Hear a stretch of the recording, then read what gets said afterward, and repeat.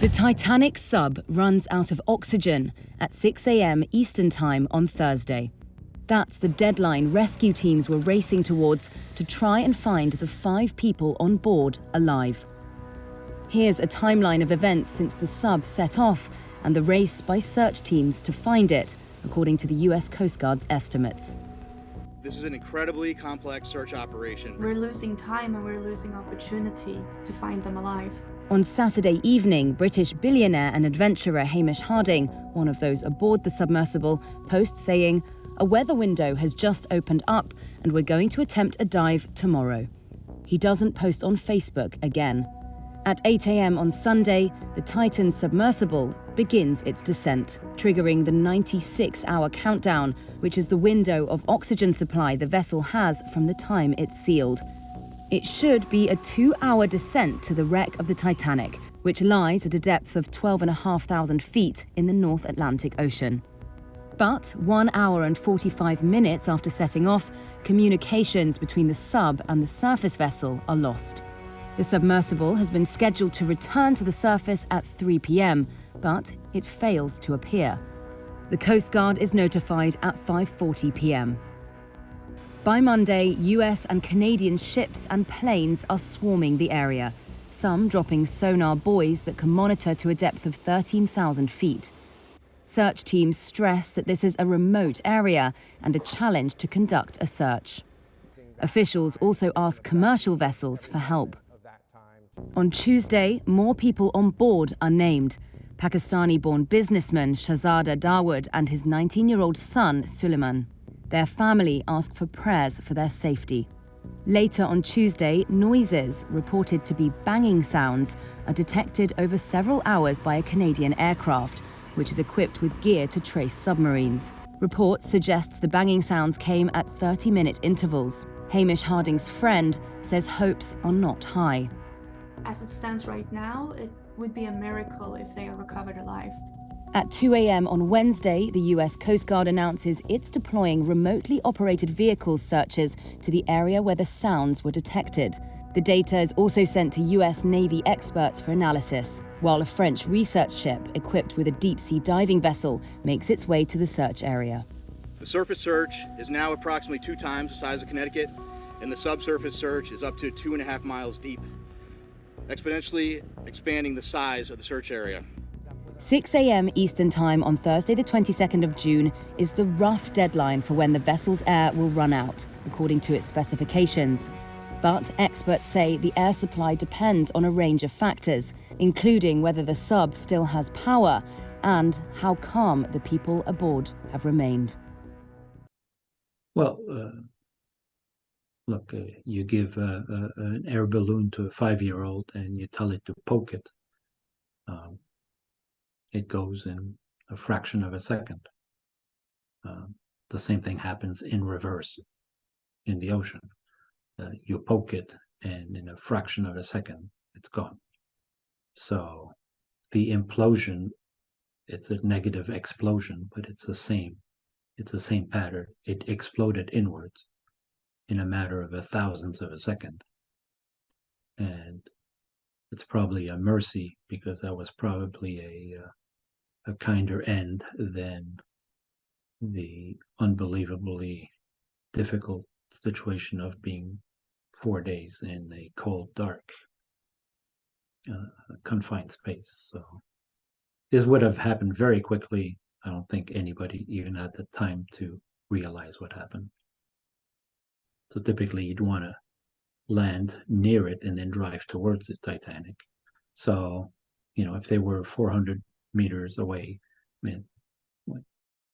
less than half a kilometer, that's not too bad. But it would indicate that it happened fairly early on. And from a technical point of view, I would speculate that something that puzzled me since Monday is how come they lost complete communication and tracking of the submersible right away on the way down. Because, there's typically redundancy. You have communication through voice. It's all acoustic, but you have a system for voice, you have a system for text, You have a system for range finding, you have a system for sonar, and it's based so that you have backup, so that not everything fails at the same time. That all of a sudden, which made the week terribly difficult to find out, well, what's going on and where are they. By the time you lose communication, it makes it so much harder. And it was curious that all systems stopped at the same time. Little did we ever suspect that. I mean, that was one of the options, but it was pretty far down the line. But that would explain why all these systems stopped immediately, and which indicates that would have happened on the way down, early in the dive. Yes, on the technical side, one of the technologies that was unique to the Seagate, OceanGate submersible was that they used carbon fiber. Nobody had ever made a carbon fiber pressure hull for that depth before. And it is very difficult to test and verify. And that was a bit one of the key items that needed a lot of work in verifying that under what conditions and what's the reliability of these non-metallic. Metallic hulls have elasticity to them. We know how they behave. They are, in engineering terms, a linear material. You can predict them. Carbon fiber are very, very strong in tension. They're not so strong in compression. And we know that this is, but it's how do they react under extreme pressure? That leads a lot of research.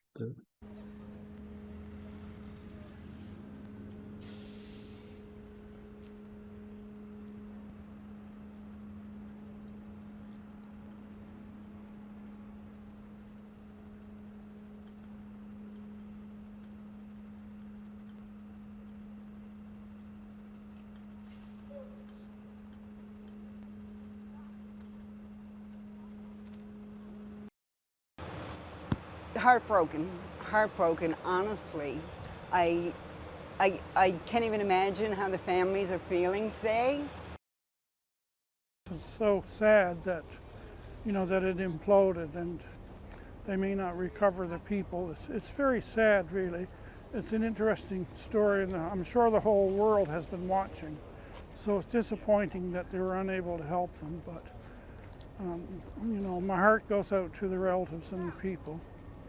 And the United States Coast Guard did a wonderful job, as other countries did together, and they did what they could. So we're proud of them. I'm really devastated to hear that they found the debris and not being able to raise them up from the bottom of the ocean. I was just profoundly hoping all day and all day yesterday that they would actually be able to save them. We've just all been really hopeful that there'd be some good news, that, there'd be some miracle and it would be something to celebrate, but it's really sad. And I guess it's like here you can't trust the ocean, and so it's a reminder that Mother Nature is just in control and we're at her mercy, and it's scary. It's really sad. We were always hopeful that with all this help coming from around the world, that they would be found. And now it's just heartbreaking that they're not going to make it. So we really feel for their families. It seems like it was one of those accidents that probably didn't really have to happen if there was some more precautions taken and more thought put into it. Yeah.